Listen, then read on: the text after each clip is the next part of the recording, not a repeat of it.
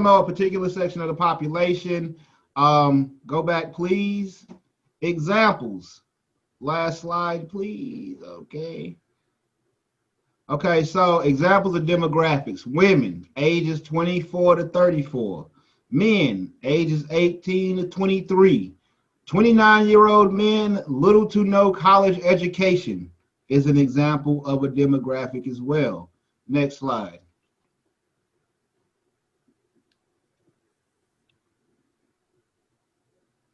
All right, why is it important to know your demo?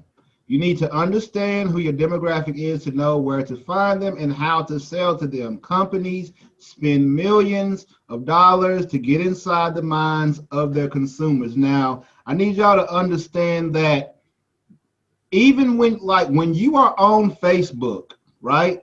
When you are on Instagram, behind the scenes, the algorithm and the computer and the AI is literally reading your face. They are paying attention to where your eyes go. They paying attention to how long you stop, what you click on, how long you play that video, your facial expressions, when you see certain stuff. So that way they can manipulate you into looking at more stuff like that. Or they know exactly what to put in front of you so you stay on that device. Companies also do, other companies do these types of things as well. This is called, anyway, other companies do these types of things as well. Next slide. Okay, so market research is an organized effort to gather information about the target markets and customers. You got to know about them, starting with who they are. It is very important. It is a very important component of business strategy and a major factor in maintaining competitiveness. Now, basically, we talked about market research.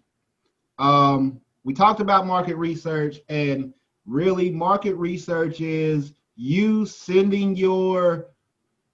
comment in the section of a like artist and saying, you know, when you see when you see people spamming, that's a kind of a form of market research, because they see it, if they put this out there in this particular space, what kind of reaction they'll get.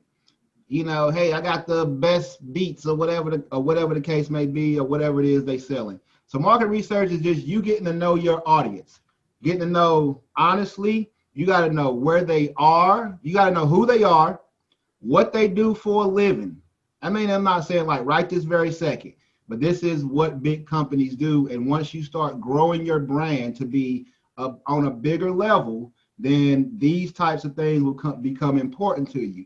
But who your demographic is, what their age is, honestly, what their age is, where they are in their life cycle. And by life cycle, that basically means, are they about to go to college? Are they still in high school? Are they about to start a family? Do they already have a family, but they begin in the stage of purchasing a home? That all matters in how they are going to make purchasing decisions. That matters. Somebody that's looking to buy a house has less, extra income than somebody that is just, working an extra job so they can have a little couple of dollars in their pocket. You know what I'm saying? Like somebody that live with their mama might have more disposable income than somebody that got they got their own place and they paying rent, light bill, and all that kind of stuff. So those types of things are important to know about your demographic, because it's gonna be a factor in how they decide to spend their money. You know what I'm saying? How they decide to spend their money. Next slide. How do you find your demo? Okay, so this is a way, and this is just a simple way for artists to find their demographic. It's something that I've used, but I find artists that inspire me. Find artists that inspire you, and also artists that people say you sound like, even if you don't agree. This is an indicator of the type of audience that you could turn from a cold audience to a warm audience. You think about it as for a concert. if you've ever been to a concert, they have what you call opening acts. In the opening acts of the concert, you're not gonna have, if you go to a Beyonce concert, you're not gonna have, some alternative rock group opening up for Beyonce, or you're not gonna have like, any kind of different type of, it's going to fit within the same genre, it's going to fit within the same style. So as an artist, and this is just for helping you, build and begin to find the audience, but targeting the audience of people, of artists that people compare you to. An artist I get compared to a lot is MF Doom. A lot of y'all, you don't know who MF Doom is. A lot of people don't know who MF Doom is, but he's been in the game for a while. I didn't know who he was until people started comparing me to him. And they was like, man, you sound so much like MF Doom. I listened to the dude's music and I was like, no, not at all. I don't sound nothing like him. Yeah. But cap. Say what? Say what word? I said that's cap. Word. So that's the thing, but when I try to sell my music to people, like AKA go on an MF Doom post or interact in things, go on to one of his videos on YouTube, get into the conversation of people that are, talking about this artist, befriend them, and then you share your information with them. A lot of the times, honestly, this has helped me grow my audience exponentially because, one, I don't know, people like what they are familiar with. People, they love it. They love what they familiar with. If it feels close to something, but it's still in its own lane, then they'll rock with it. Kind of like Drake and Big Sean. You know what I'm saying? To me, honestly, if you listen, when Drake first came out, Sean was like, he stole my style. You know what I'm saying? He jocked my style. And when I listen, honestly, they make very, very, very similar type of music. It's a little melodic, they singing. It's a lot of stuff about, girls. And Drake got light skin on his side, man. You can't overlook that. Drake got light skin on his side, man.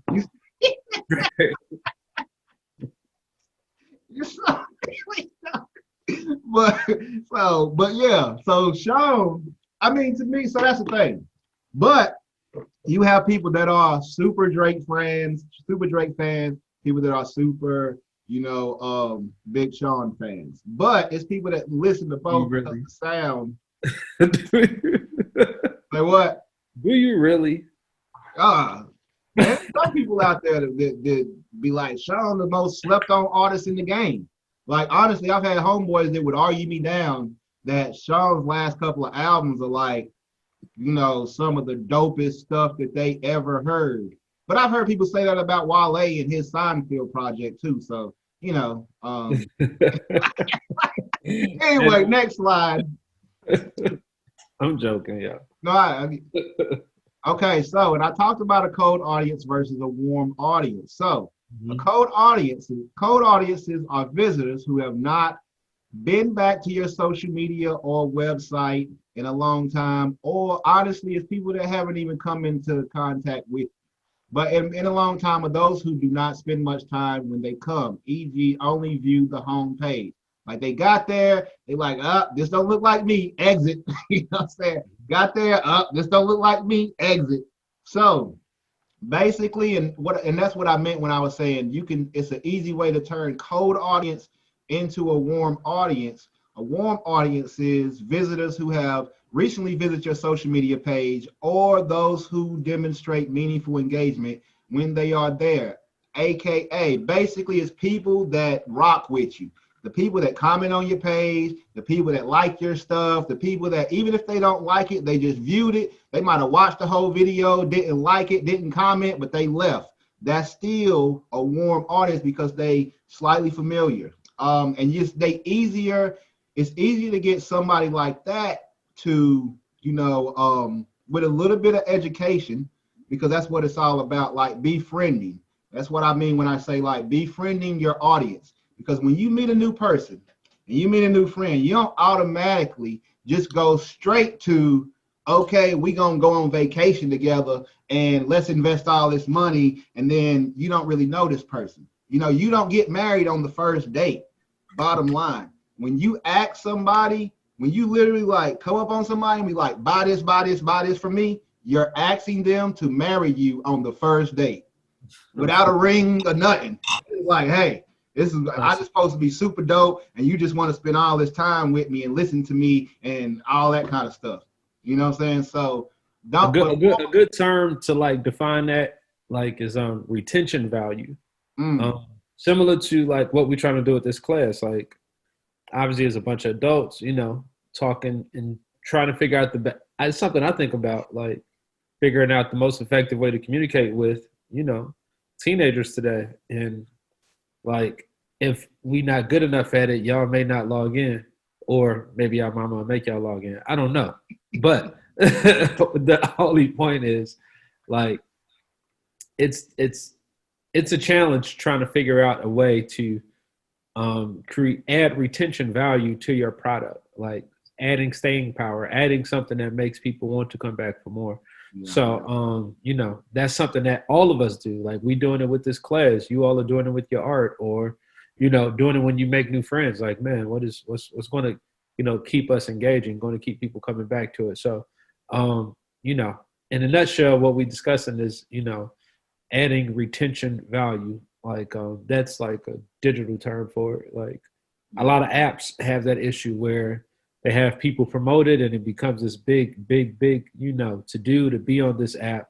But case in point, Twitter has an extremely low retention value, even though it's a big company. Like everybody get a Twitter, but you know, not everybody. Most people, I believe, like 60% of the people who downloaded Twitter don't use it after 30 or 60 days. So like, it has a very low retention value, even though it's a very popular app. Versus, I don't know, TikTok. TikTok has an extremely high retention value. yeah, You get on there and you be stuck there, and you look up and it's like, oh shucks, it's 3 hours later. I'm still on TikTok. yeah, So yeah, that's just, you know, a good way to define it. okay. All right. So after you find your demo, what do you do once you find your fans? You become their friend. And I keep saying this. You know, I studied this. I took this course, and they call it the buddy system. You know what I'm saying? They call it the buddy system because at one stage or another, people are always in one stage of the buddy system. Whether it's the introduction, like, hey, I am this person and I exist and I do this. Then it's the education stage where it's like, and that's like when you meet somebody and you say, hey, what type of music do you like? When's your birthday? What do you do for in your spare time as hobbies?